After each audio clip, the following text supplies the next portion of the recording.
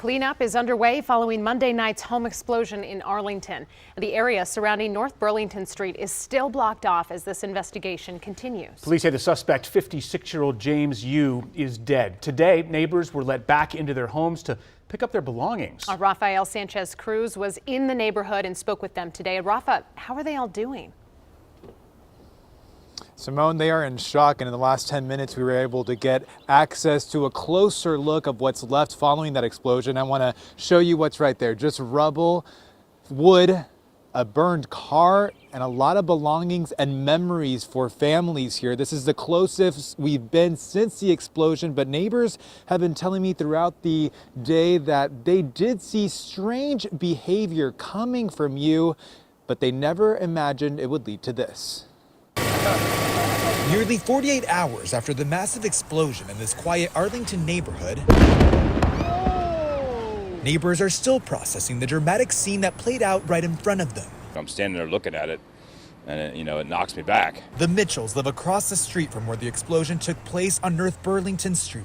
He was, even back then, very recluse and everything, and didn't really do too much. Tracy Mitchell says she grew up with Jimmy, identified by Arlington County Police as James Yoo, the 56-year-old man that barricaded himself in his home and presumably died in the explosion.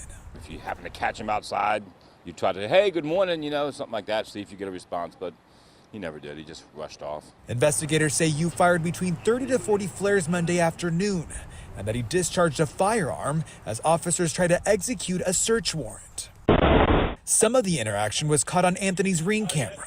There was a bunch of cop cars, so just happened to look through and was trying to understand what was going on. Heard some loud banging. Before Monday, police say they had no criminal interactions with Yoo, other than 2 calls for service for loud noise over the past couple years.